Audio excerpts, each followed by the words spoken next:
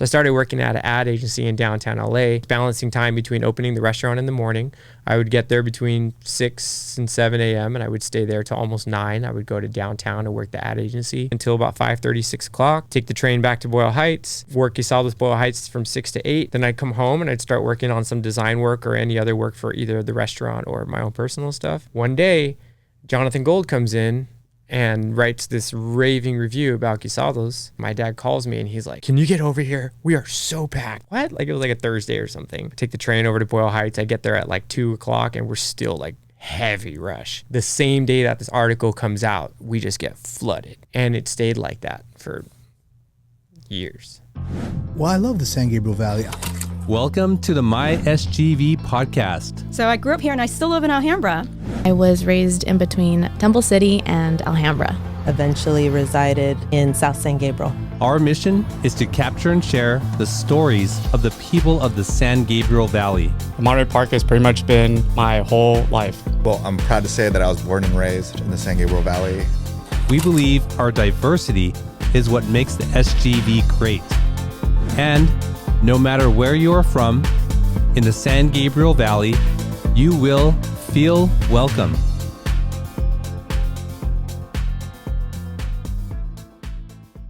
All right, SGVers, welcome back to another episode of the My SGV podcast. If you're new here, we bring you the stories of the people of the San Gabriel Valley. And if you are a returning listener, thank you so much for spending this time with us. Really do appreciate it.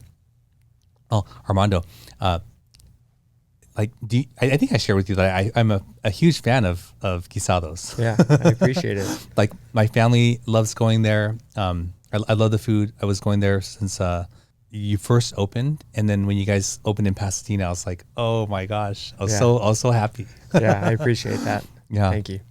It really transformed my idea of what a taco was. You know, like there was this buzz around it. I was like, okay, like it's a taco, right? So I went out there to the Boyle Heights location. It's like, let me see what this is about. And instantly I was like, wow. Something different, right? Something very different. Yeah. Especially the tortillas, you know, I didn't think I would be a fan of something so thick. And we're used to like the double tortilla, which I'm not a fan of. Right. I always take them like one off. Okay. Right. So I was like, am I going to like this? Yeah. I love it. Yeah. I love it. That's been one of the hardest challenges though, is people's perception of a taco is very different than the first time you walk into Guisados. And that's the challenge of having tacos on your menu. Everybody perceives taco as one thing that was one price, and all tacos are $1 or $1.50. You know, I'm talking back in 2009 and 10 when we started. Everybody had a perception of what a taco should be. And especially in Los Angeles, you can find carne asada, pastor all over the place. And so when Guisados first started, we were challenged to present our food in a different way, for a different price, for a different quality. But it was very familiar to us. Like the menu itself were things that people would walk in, and especially if they were in a Hispanic home, they would be like, oh, I know what that is. Oh, I know what that is. But to someone who came in looking for carne asada or just tacos in general, they looked at our menu like it was a different language. and it was, but that I think is a part of the beauty of Guisados' success, is that we've done a great job of introducing people to our food, but also reminding people of like their home. And a lot of our customers who love us from the beginning are because our food takes them back home or it takes them somewhere else. And that's really how our menu was created. It was just a memory of the things that we grew up eating. You know, we jokingly say that, you know, my mom wasn't making nachos every night and enchiladas, but in the 90s and the early 2000s, like that's what perception of Mexican food always was. Just like cheesy, melty, you know, rice and beans on, and that's also what I grew up with. But the perception of taco is very different to us. I'm excited to get into your story and your own story, your personal story. But before that, thank you to Paris Baguette for sponsoring the delicious pastries each and every week for our guests. If you haven't already, go check them out in the city of San Gabriel on Las Tunas. I know there's a whole bunch of Paris Baguettes, but specifically the one in San Gabriel are the ones that have really supported us. And say hi to Jason and Joanna for us. He grew up in LA, took the traditional road on paper, Loyola High, Loyola Marymount, business law and marketing, and years studying to become a lawyer. He swerved hard and bet on something more personal. He joined his father to open a small taqueria in Boyle Heights, built around homestyle braises and fresh handmade tortillas, and turned it into a name that changed what a lot of people thought a taco in LA could be. Alongside all of it, he built a creative lane too, designing menus, merch, and brand worlds, then taking that eye into car culture through a lifestyle brand that brings communities together for real causes. Please welcome to the show co-owner of Guisados, Armando de la Torre Jr. Armando, welcome to the show. Thank you. Thanks for having me. So Armando, I'm excited to get into your story and learn your background, not just the background of Guisados. So let's start with what's your connection to the San Gabriel Valley? So I grew up in Alhambra. I was raised balancing between a little bit of Boyle Heights on the weekends because that's where my father worked. And Alhambra was where I grew up. My grandparents lived right here off of Valley in Charlotte. And I went to San Gabriel Christian Elementary School. Before that, I went to St. Therese, which is in Alhambra. And it's cool to be back into this area. You know, I remember a lot of my childhood on these streets and, you know, like Spikes that used to be next door. And I have a special place in San Gabriel because it's very much associated with like my youth. And what was it like for you growing up here, like going to those are Catholic schools, right? San Gabriel Christian is a Christian school. Yeah. And St. Therese was Catholic. San Gabriel Christian was a little bit of a bigger school, and I think it was better for me like socially because St. Therese was very small, like 30 kids per class and only 1 through 8 and like a cement yard, like no grass anywhere. And it was very close to our home. But San Gabriel Christian I went there from 6th, 7th, and 8th grade, and it just kind of broadened your perspective of your city, you know? Back in the 90s, like there's no iPhones and stuff. And to me, there were 2 main roads. There was Huntington and there was Las Tunas/Main. And those are the roads that we grew up on, whether it was, you know, going to Mervin's in Alhambra and, you know, the McDonald's that's still there. Like those streets to me were everything. And San Gabriel Christian was like the furthest I had been, you know, just further down Las Tunas, further down. Because the last time I was here, we had my birthday party at the roller rink right there in San Gabriel. The schools were great for me because they also just broadened my perspective and let me meet more people, if you will. So did you grow up with a mix of Caucasian, Asian, Latino in school also, or like what was the demographic? Absolutely. I mean, St. Therese was very much Latino and white. If anything, was probably more like Hispanic than anything. My cousin went there and friends went there that were like family friends. San Gabriel Christian was a lot more dynamic. And to be honest, that was when I got introduced to a lot more Asian food. You know, there's kids bringing seaweed to class or in lunch and like just different things that I had never seen before. And I'm in 6th grade, so I'm also in this like super exploratory, like you're eating more, you have money to buy your own things, your little things and stuff. And I was getting introduced to more culture, if you will. There was a lot more Asians in San Gabriel than there was in Alhambra, and we're talking a 5-minute drive difference, you know. What's one of your fondest memories from that time in your life?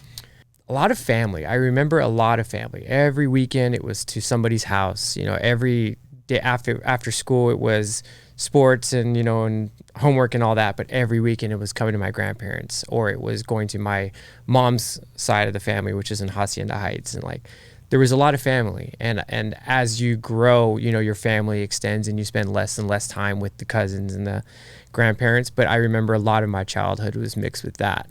My best friend lived 4 houses down from me, and to this day he's one of my best friends, and I've known him since I was 2.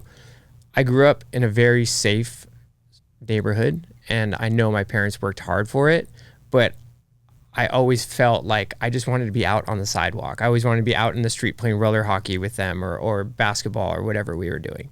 And so when I think back to that time, I think that it brings a lot of happy memories.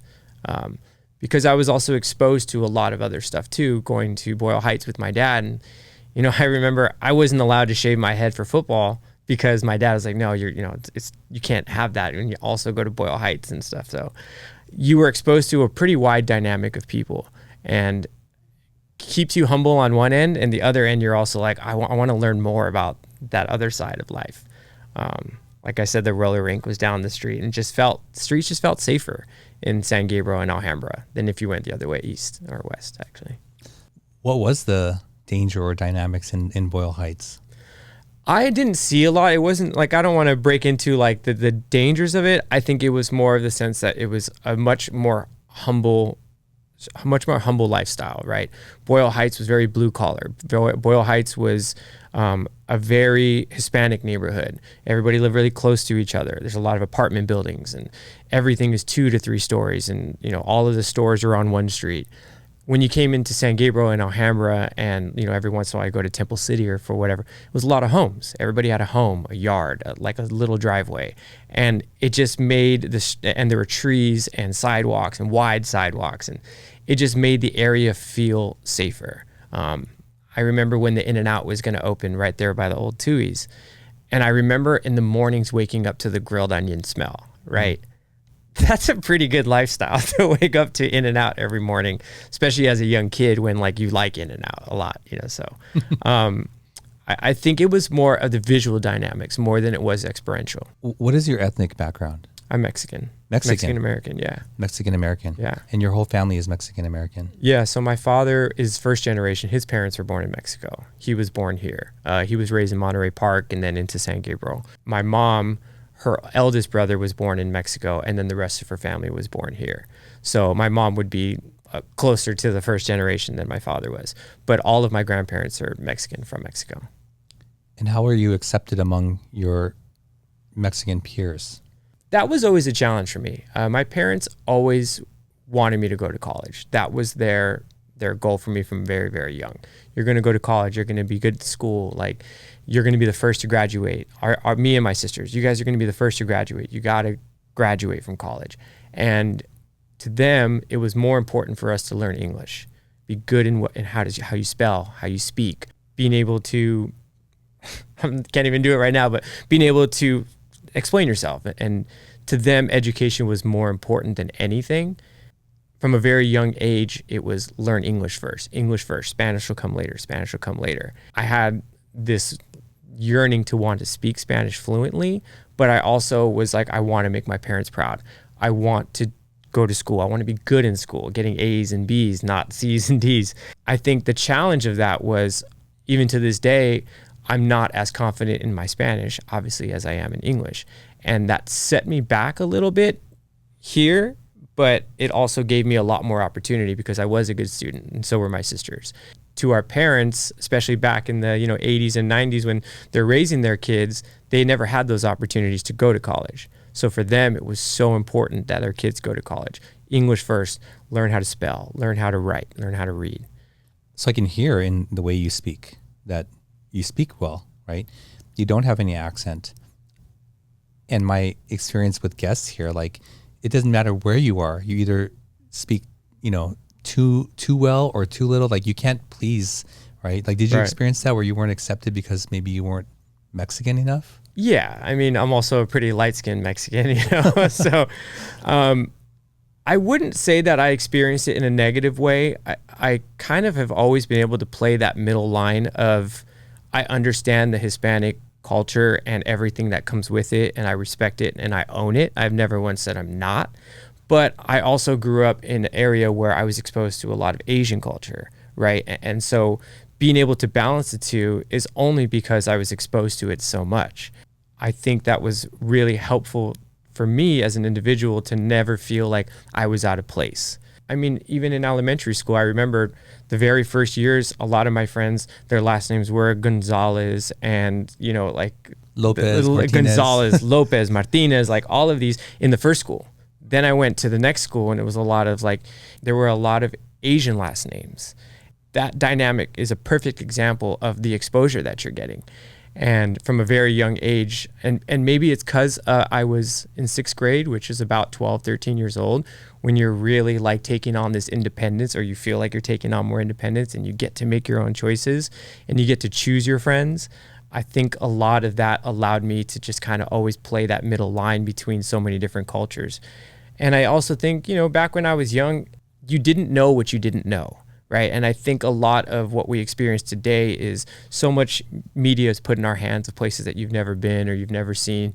We were never exposed to that. My biggest dreams were on my wall. They were athletes or cars or places that I will never and have never seen. Now you pull up Instagram and you can see every car in the world. You can see what every celebrity is doing. But as a kid, back then, I was never going to meet Allen Iverson. I just like, he was right there on my door, and I was never going to meet Shaq, but you know, they were there to motivate you. I think it was a really special time to grow up.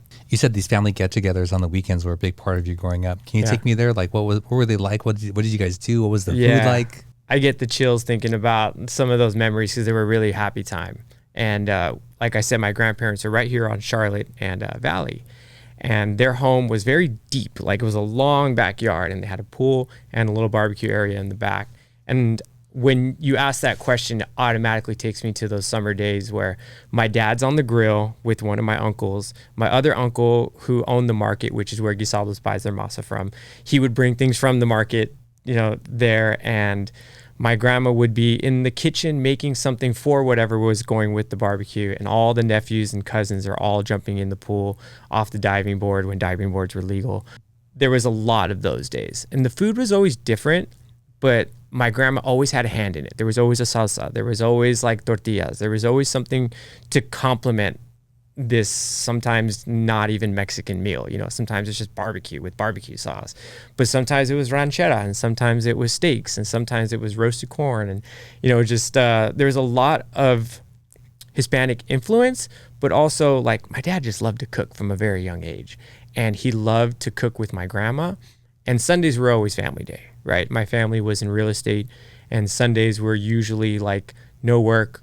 You go to church, you go to breakfast, you come home and change your clothes, and then we do something in the afternoon with the family somewhere.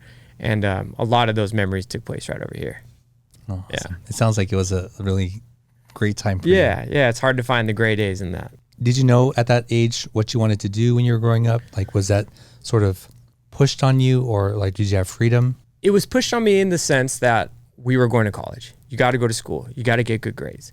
I always had high aspirations from a really young age. I always wanted to be successful.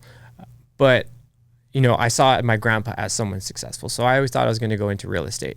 As I got older and I started watching more TV, I used to watch Arliss with my dad on HBO.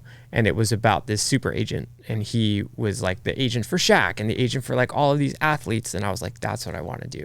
I want to work in sports. And if I'm not going to be a professional baseball player, I want to represent them. So I got really, really interested in sports law. And so, of course, my dad's like, well, if you're going to do that, you got to go to law school and you got to really understand all contracts and all these different things. And so I started to gain a lot of interest in that. And all through high school, the back of my mind was always, well, if I don't make it pro in football, I'm going to do this. And I started studying hard for that, and I really wanted to get into that. Then I went to college, and I realized, like, I don't want to be a lawyer. I hate reading. I hate reading contracts, and I hate the thought of ever even stepping into a courtroom. That's just like not me. I want to do all the cool things about it, but when it really came down to the nitty gritty, I had to be real with myself. And I was like, I don't want to be a lawyer. That's not what I wanted to do. At no point did I think I would be in the food industry though. That I stumbled upon because from a very young age, my parents made me get a job. I turned like almost 15, and my dad's like, hey, you start work soon. And I'm like, I was always going with him on the weekends to Boyle Heights and help him do whatever I could, just earn a few bucks here. You know, like I was jumping into like the ceilings to help pass new wires through for this new retail. Like our family was in commercial real estate, you know, so. And at 15, my dad was like, hey, you start work soon at San Marino Seafood. It was a seafood market and restaurant that used to be on Huntington.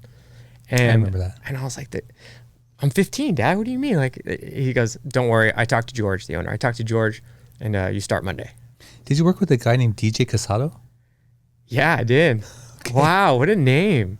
Yeah, I worked with him, and, you know, Basil was George's son, and it was a really, really great experience for a young 15, 16-year-old boy who, like, I was willing to do anything. I had already gone through gutters and planting this, and I did dog poop every weekend. You know, like I had all the chores in the house, and I did all the trash, and I just loved working on cars and things that like I can get my hands dirty. So working in a seafood restaurant was a really cool experience because not only was it a restaurant where I felt I was good at speaking and I can like take your order and I can upsell, like I loved the idea of that, but I also would have to work in the kitchen, cleaning dishes, breaking down fish. I learned how to break fish down.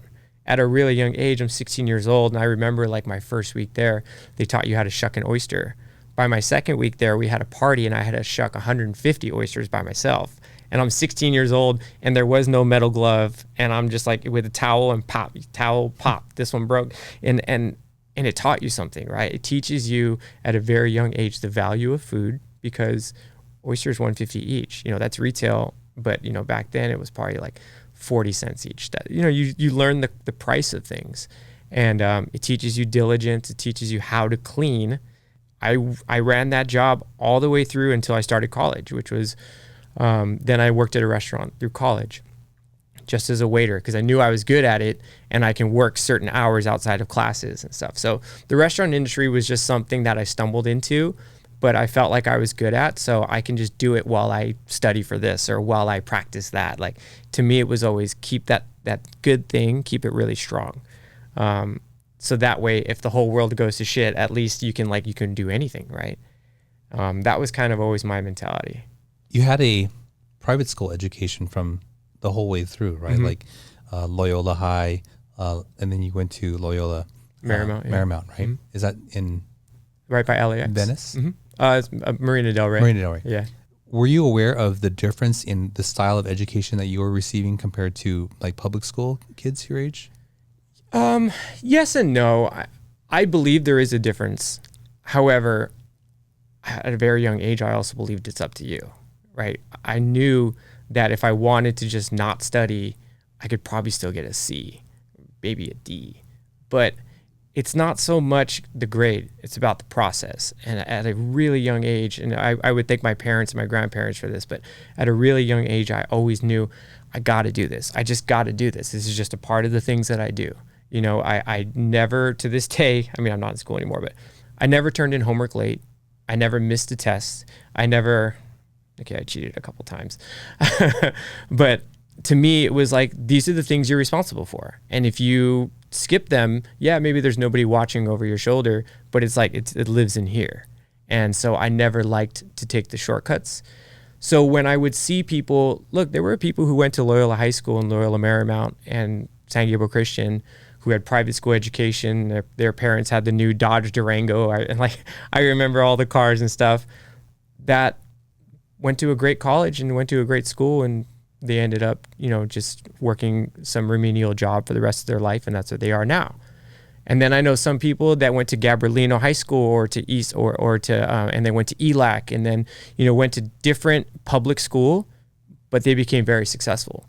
And I think a lot of that is just your parents and the diligence and like enforcing this, like these are your responsibilities as an adult from a very young age.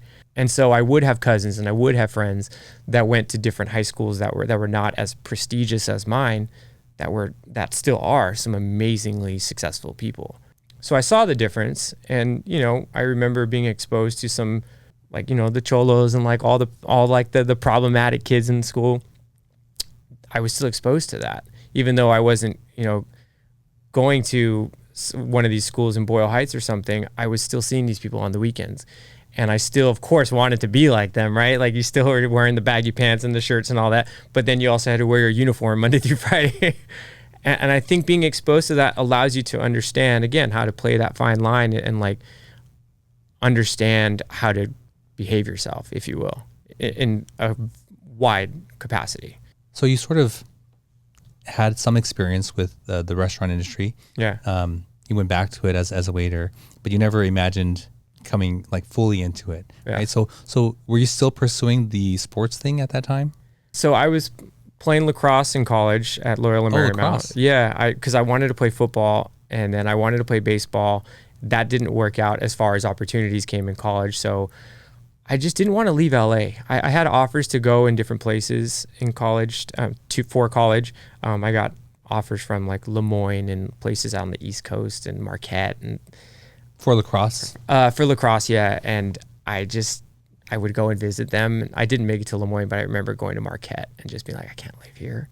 Like just Milwaukee, just so cold. It's just not me. And Loyola Marymount, like I had gotten in right away. So it was kind of, I guess it's the sister school of Loyola. So it was kind of like always in the back pocket. I think there was just something deep inside me that just didn't want to leave Los Angeles.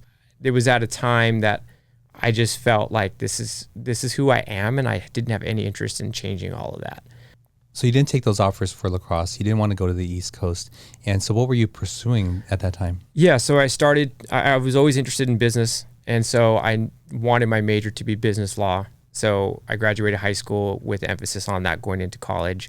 And, I took all the classes. At that time, I still thought I was going to be a lawyer. So I'm in business law, business marketing class. I loved the idea of being able to like make things and design things. So to me, marketing was the coolest subject because I love to understand products and how can I sell that product or how to strategize who that product should go to. I loved the idea of that strategy.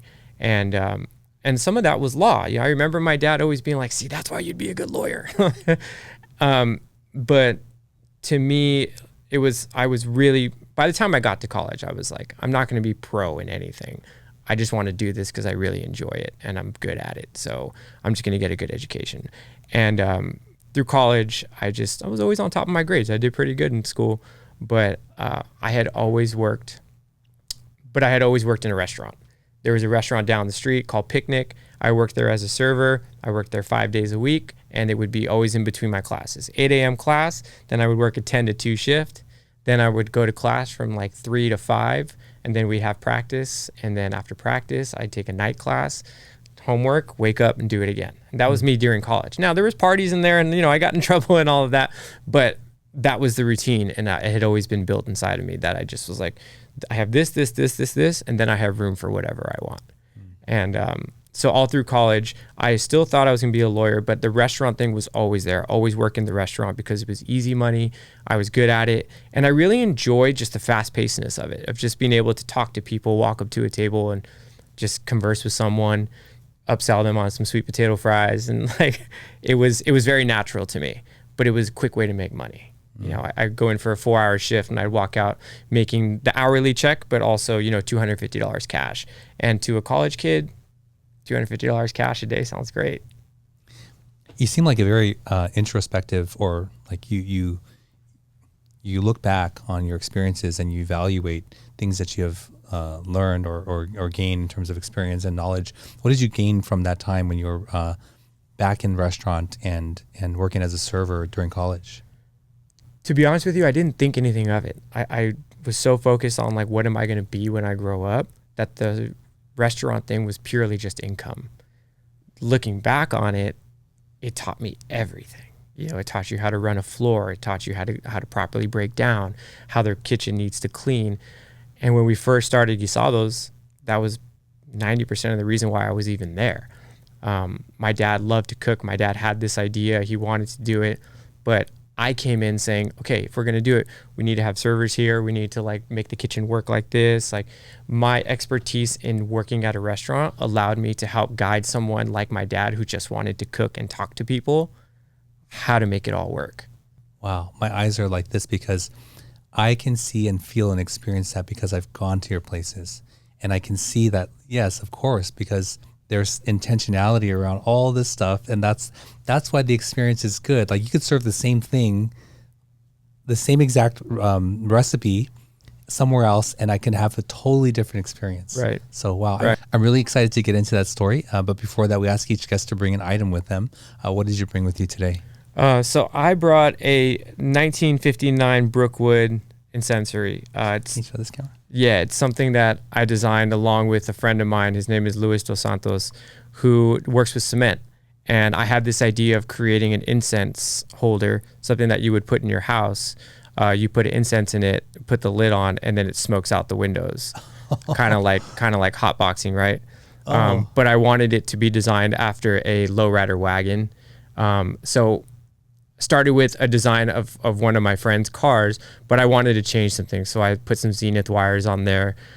We changed the license plate, and obviously we cut the top off so that way you could put incense in there. It's also like a chop top too. It looks like exactly. And it could sit. We designed it to also look almost like something you could put your keys in, something you can ash cigarettes or cigars in. But the idea was something beautiful that can sit on a counter or a table, or even on top of books as a weight, and just be a conversational piece. And it was the idea that I had because... Can I see? Yeah, of course. I originally wanted to make it out of ceramic, but I thought the cement was cool because it can hold heat a little bit better. Oh, it is cement. Yeah. How is it so smooth? So Lewis, which is really cool story, is Lewis was a young kid who was just making these on the side. And I told him, what if we can carve out the inside and make a pocket in there? And he's like, well, we would need a big car, because the car he was doing was like 911s and Ferraris and stuff. And so I said, well, I want to do a lowrider that has a really long body. It gives us space to be able to do something like that. And this was about 3 or 4 years ago that we designed it. And he nailed it, and now he's starting to really dive into that with multiple different cars, and he's working with different brands and stuff. It's cool to see, but in my opinion, this was one of the first things to market, because 5 years ago you never saw anything like this, and now there's all these different people making them. Oh, really? Yeah. Wow, yeah. That's awesome. Thanks for bringing that in. Yeah, of course. So we released it in different color cements. So this is obviously our palest color, and then we get into like a dark black cement, and then we can do like red and brown. Yeah. I mean, so the detail on here, like, is it cast? So what we do is we make a 3D rendering, and then we put it into this like silicone, or he puts it into this silicone mold, because he was an engineer. And so he was able to understand how to do CAD files and all of that. So all I had to do was be like, hey, let's put the Zenith wires on there. Let's put Dayton's on there. Hey, let's change this to that. So it was my love and knowledge of the car on top of his ability to just kind of recreate anything. You fill it with cement, and then you just kind of finish it off with a polishing brush. And that's how he does all his pieces. So for the listening audience who can't see, like it looks like plaster. I thought it was going to be super light when I picked it up. Yeah. And it's heavy and dense. Yeah. I wanted it to feel expensive. I mean, we sell them for $120. I think there's only 3 left now. Oh, wow. This is $120. Yeah. Yeah. And, I was a little afraid of that, but each one is handmade. We only made 25 of them, and 20 of them sold out in the first week. And now I only have 3 of them. I don't even know if you go on the site, they might say sold out, because I just kind of like hold them tight and don't know if I want to let them go again. They were, again, something first to market that I think was really special. And in my opinion, this is the culmination of a lot of my design and love for art. And the restaurants tie into it, because without Guisados and without the restaurants, a lot of these ideas never become real.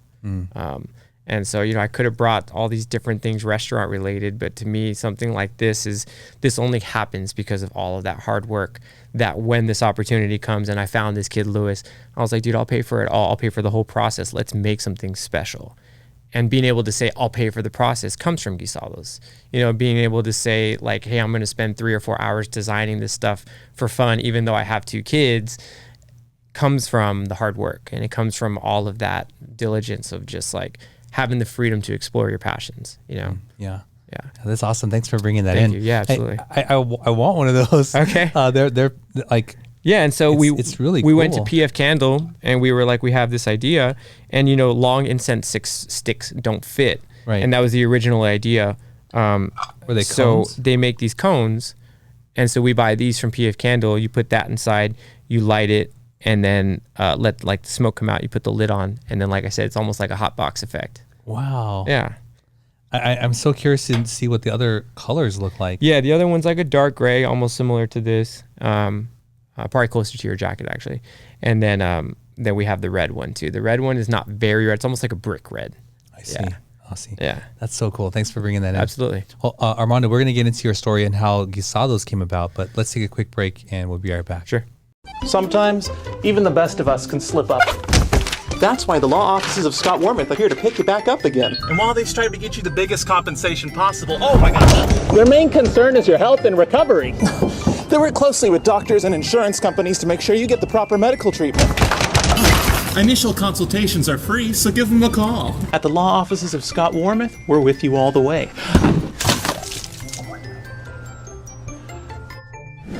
I'm Scott Wormuth. We've been fighting for your rights for more than 40 years. All right, we're back with Armando.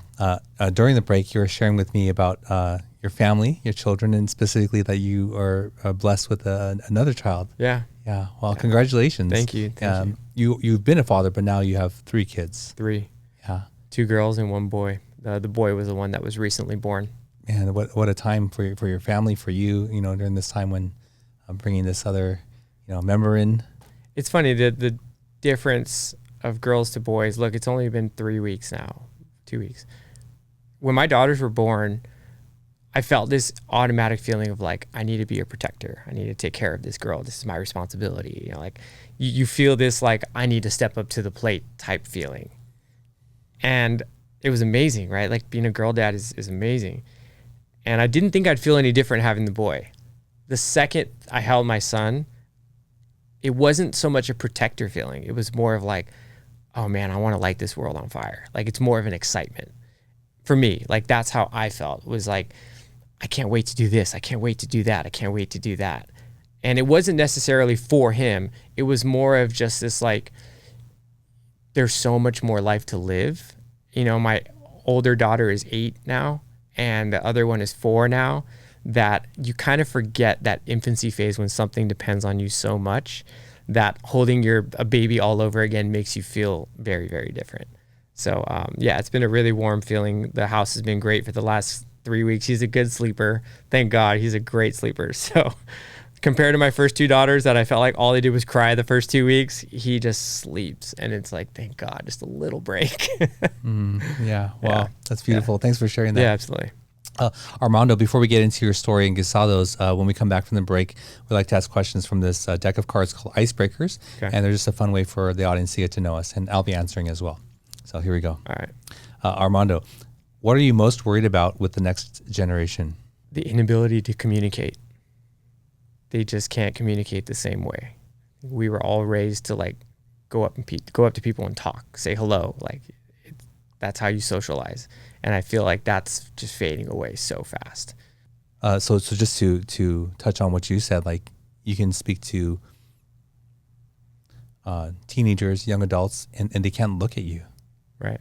You know, maybe a failure of us as a society, parents, like, I don't know. But one thing I'm afraid of is like what social media is already doing. Like I know the damage that the desire to have Jordans did to me. I loved Payless. I loved going to Payless with my mom, pick out new shoes. I thought they were so cool.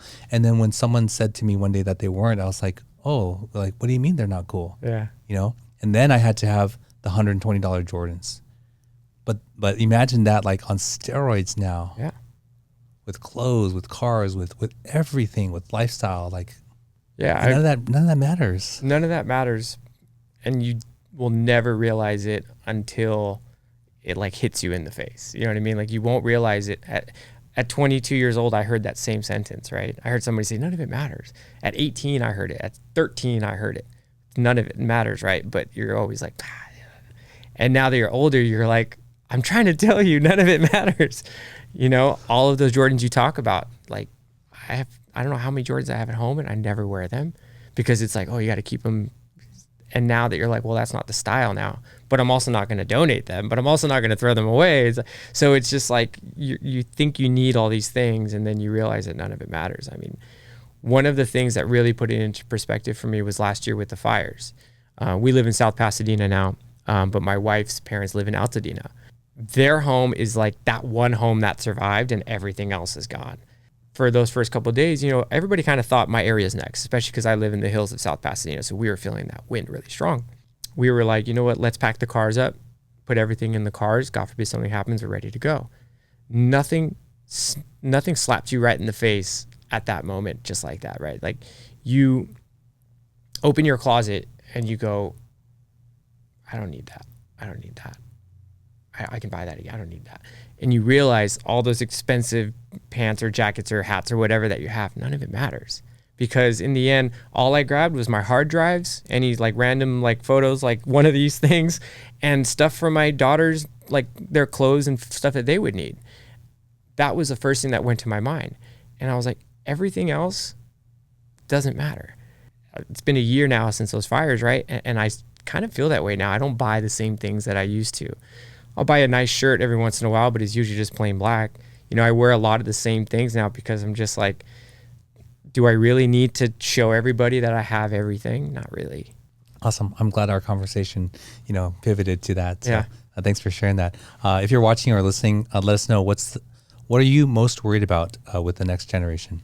Armando, take us to how the idea of Guisados came about. I sort of heard in there like it was your dad's idea, and you're like, if we're going to do this, you know, Yeah. So, share that with us. So my family was in real estate my whole life. My grandfather was the broker. All my uncles worked for him.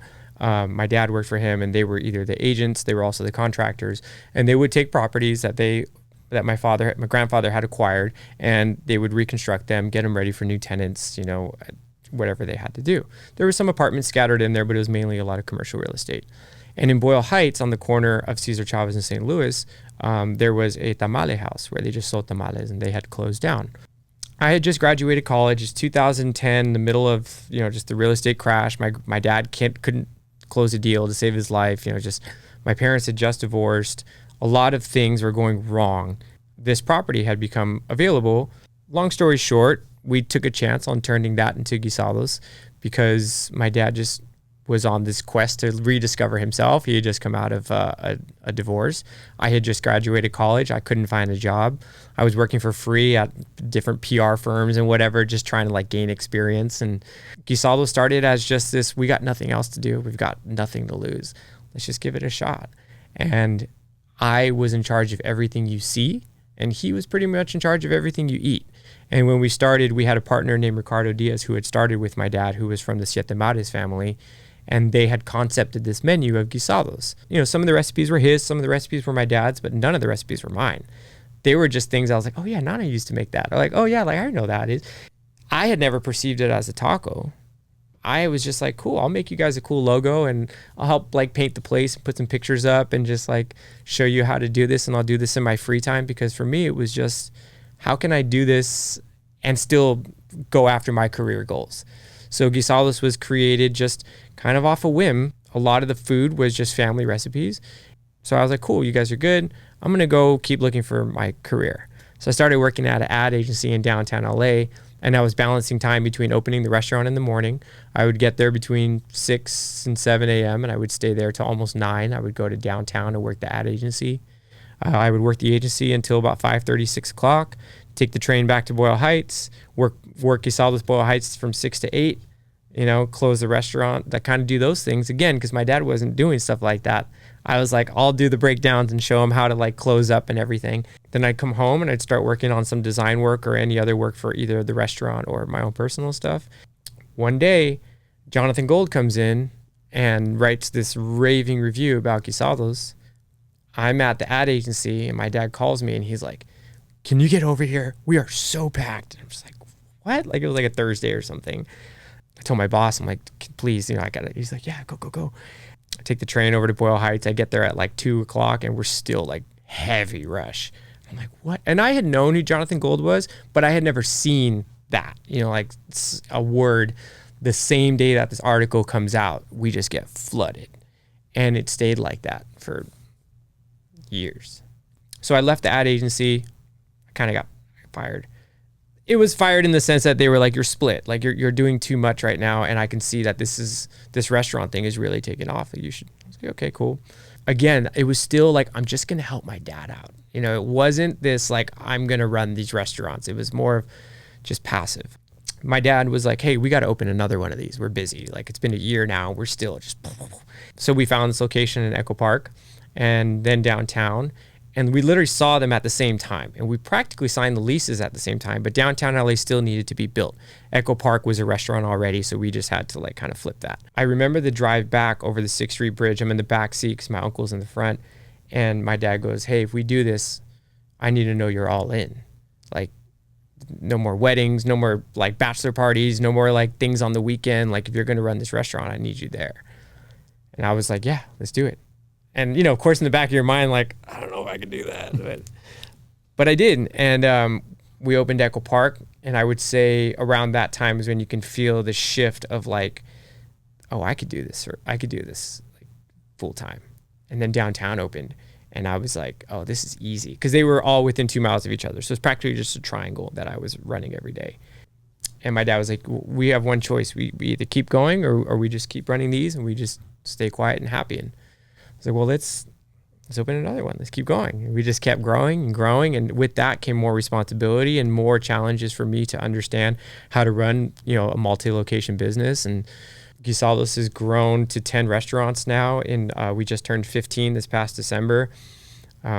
We've built something really, really special. And it's it always requires attention. It always requires there's always a challenge. There's always something to do. But I do think that all of it landed in my lap because of the opportunities that I had. Like, I used to work at Nordstrom, right? And I used to work at the Santa Anita Mall at Nordstrom. I had no idea that working for Nordstrom would teach me things in the restaurant industry many, many years later. But in the restaurant industry, you learn like service, right? That's all Nordstrom preached. And to me, that's why I worked at Nordstrom. I didn't calculate that, but you learn how to speak to people, how to go up to people, and how to compliment them and get to know what their needs are. Those teaching moments like fall in somewhere down the line. And to me, like Guisados, we pride ourselves on our service.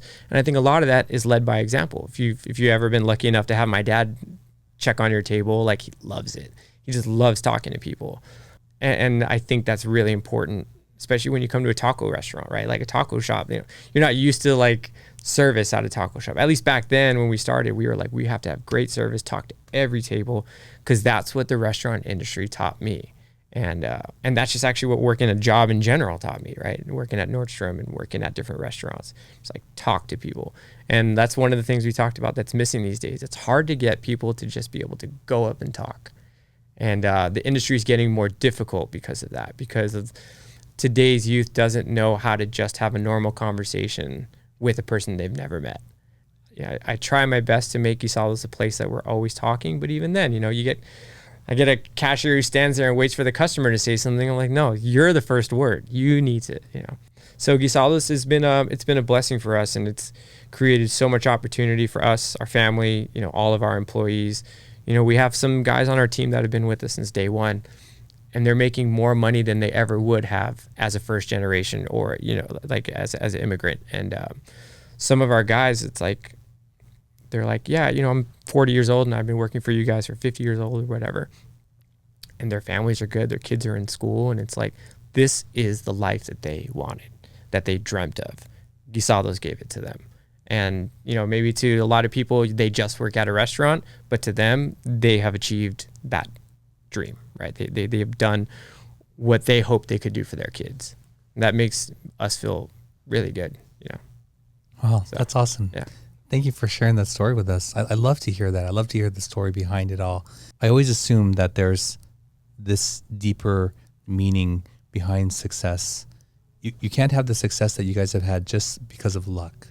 There's no way. Going to the Boyle Heights location, parking was challenging, but I was like, I'm going to go there, right? And then Echo Park, it was a completely different orientation. Mm-hmm. And my family, like, kids love, like, outside, there's music, there's the waterfall thing. And then we went to downtown. We're like, oh, okay, this spot here. Pasadena open. So happy. Beautiful building, right? And now I'm thinking about your intentionality there. The layout, right? The open layout, seeing the person making the tortillas. But I do feel that comfort of being taken care of there. Even that they bring my tacos to me. Yeah. What an experience. And I'm seeing now, like those are all the things, like, maybe I don't really realize when I'm there. Yeah. I'm only thinking that I love the food, which I do. But you're right. It is all those things, right? That come together. I've been able to pursue a lot of my passions through the restaurant, and I hope they're all intentional because I believe they're all intentional. But there lies a challenge with every Guisados footprint is different. I'm not like an In-N-Out where I have the ability to like demolish everything and everything is exactly the same. We have to work around the constraints that the building gives us because we found that building because it was the right price or it was the right area. And with every restaurant, I've had to challenge myself with, how does the flow work? How does it work for the customer who's standing second in line? The customer standing in front of the line, sometimes our cashier needs to pass through, which happens at Pasadena. How do you separate the two? How do you make it flow so that you're not impeding on other people? To me, those things are very important, and I've learned them through experience, but I also think Pasadena was so big, the building was so big, we got it because I'll give it luck. We got lucky getting Pasadena, but to me, being on that corner was worth every penny. Being on that corner with my sign on that corner is worth every penny of rent because I'm on the busiest corner in Pasadena. it's way too big for us. You know, it used to be a place that had full margaritas and nacho nights and like all these big things. For us, it wasn't like that. For us, it was just like, we just need to keep expanding our brand and getting it in front of people that we want to be in front of. And as a kid, I always wanted Pasadena. Like, I always wanted to, like, I actually always wanted the place where you know, where Javier's is now, that brick area that's like set back from Colorado. I always wanted a restaurant back there because as kids, we used to run through and go to the movies there. And so when Pasadena finally became available to us, it was like an automatic yes, because as a kid, that's where we went to go to a movie. If it wasn't in Alhambra, you're going to Pasadena. And then, you know, the Paseo opened. Everybody had to go to Paseo. And there was a nostalgia of it, but it also felt like this was the direction that we always wanted to go. We kind of wanted to step back into our backyard. And Guisados Pasadena has been open for 5 years now. We opened it in May of 2020, and it's been really good to us. So before we move on to the HGV3, what's one of the biggest lessons or surprises that you've learned in this time expanding Guisados? One of the hardest things I've dealt with is how many cards are stacked against you in the restaurant industry and how many people know it, yet how nothing changes. I've been fortunate enough to be in this industry for 15 years.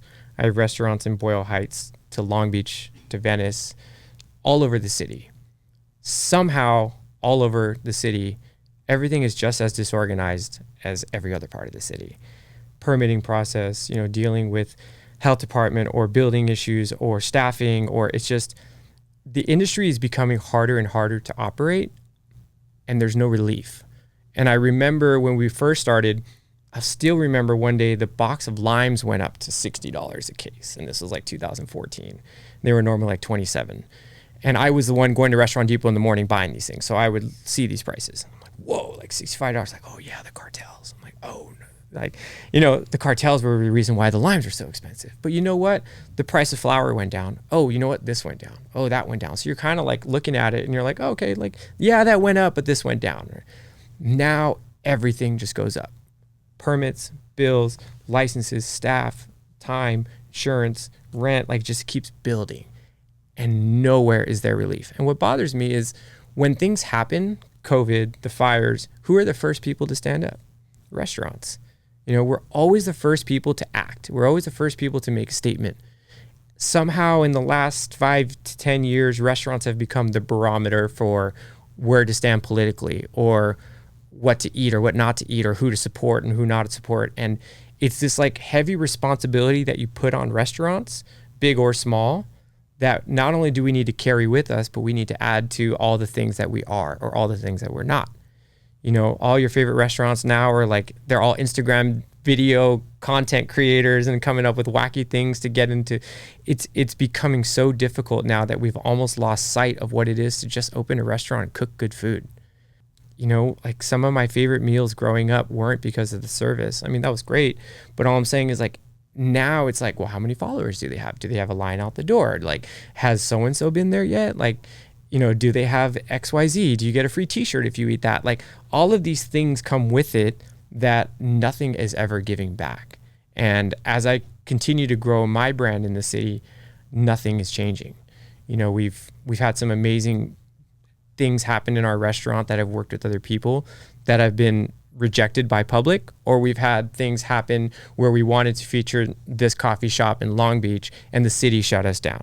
You know, I've had restaurants, well, my burger stand, George's Burger Stand, we got shut down one day because we didn't have hot water. It was an accident. And when the health department came, I literally showed her that 2 hours ago, I had sent my plumber like, hey, my hot water's down. He's like, I'll be there as soon as I can. They shut me down then and there because I didn't have hot water at that very moment. And I'm like, no, this just happened today. Like, look, blah, blah, blah, blah. They shut me down. This was about a year ago. What bothered me is I was like, sorry to be this guy, but that taco vendor across the street, he doesn't have any running water. And I got shut down for it. And their answer was, well, that's a different department. This is what it's like to deal with the city. Of it's like this hands off, like I'm not accountable. And it's becoming more and more difficult for any restaurant, even those guys. It's just so much has become built up against restaurants now that it's like you understand why some businesses are leaving California, leaving Los Angeles, leaving the different areas, and because it's just becoming impossible. And with every new great law or, you know, effort, there's always this backhanded, well, it's going to cost you more. And we can't keep operating like that. You know, I'm all for paying higher wages, but I got to be able to cut something back here. You know, otherwise it's just everything's mounding up, and people wonder why Guisados tacos are not $2.50 when we first started. But when we first started, $2.50, all the other tacos were $1.50. You know, and in the last 15 years, our tacos have gone up a complete $2, which is actually pretty good. But when I tell some people that our tacos are $4.50, they're like, $4.50? I'm like, yeah, you know, this is what it's like to run a business in Los Angeles now. It's become really difficult. But you know, I do thank God every day that I have a business that's open for 15 years, you know, because there's some that 1 year they're in and out, and that's not in and out. The 1 year they're in, the next year they're out.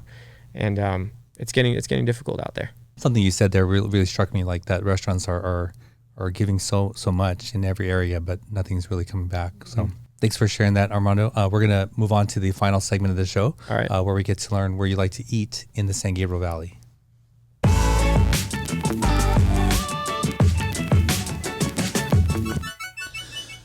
So Armando, this is what we call the SGV3, right, and we want to know your 3 favorite spots to eat in the SGV. I had to think long and hard about this because there are some that aren't around anymore, but I still dream of Spike's Teriyaki Steak Bowl. And I know they're not around, but there's a lot of like nostalgia that comes with that question. But the ones that are still open today that I still go to and I can't stop, I still go to Golden Deli, get a number 21A all the time. Sometimes add wonton, but for some reason they don't do the wonton in San Gabriel, only Temple City. Yama Seafood, and I know they've been under new ownership, but it tastes exactly the same. And I love that you can just go in there and get like a great chirashi bowl or like just some sushi.